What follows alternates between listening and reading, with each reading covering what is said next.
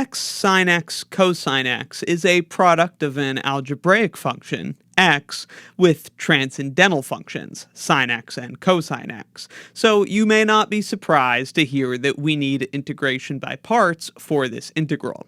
But we can clean it up a good deal by first applying a trigonometric identity, the double angle identity.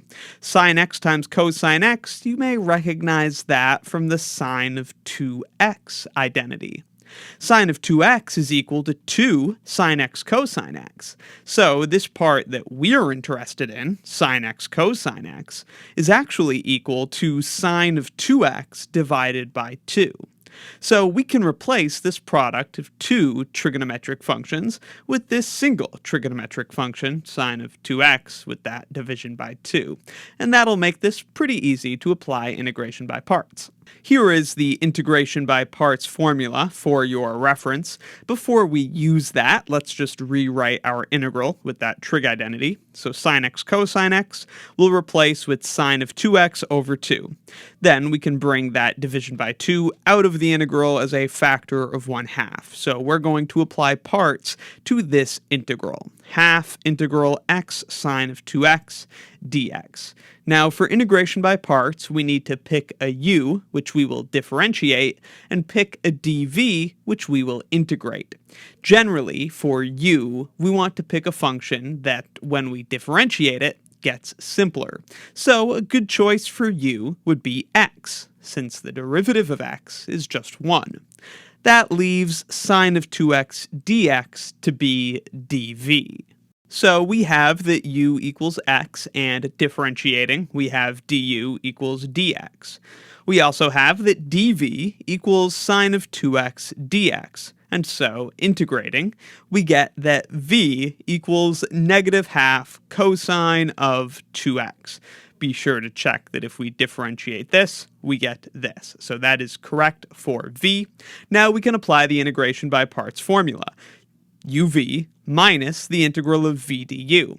This is also a good time to check that v du is something we can integrate.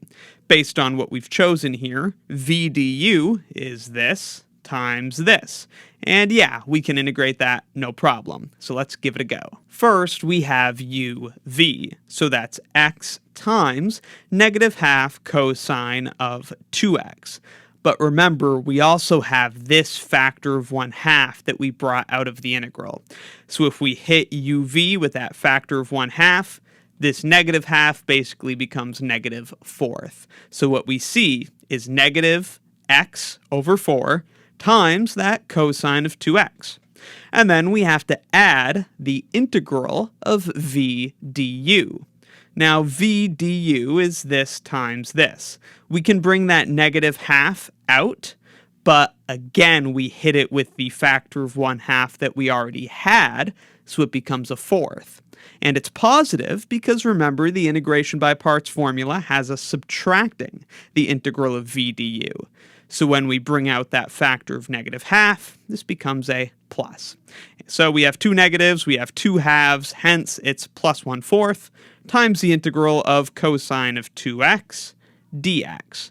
Now we just have to integrate that, which is relatively straightforward. The integral of cosine of 2x is 1/2 sine of 2x.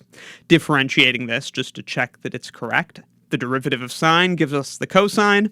The chain rule would give us that factor of 2, which is why we have a 1/2 here to cancel it out. So that works. Plus, of course, we have the arbitrary constant, and this integral is also still getting multiplied by that factor of 1/4. Now, 1/4 times a half is 1/8, so one last step, we might like to just take an eighth out of both of these terms.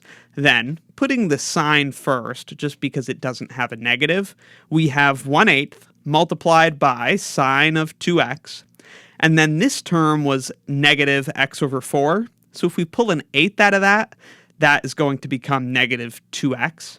You can see that if we multiplied 1 over 8 times negative 2x, we would get negative x over 4. And then, of course, it's still getting multiplied by cosine of 2x, and we have the arbitrary constant at the end. So that's our final answer. The integral of x sine x cosine x is seen here. That's how to do it using a trigonometric identity and a little bit of integration by parts.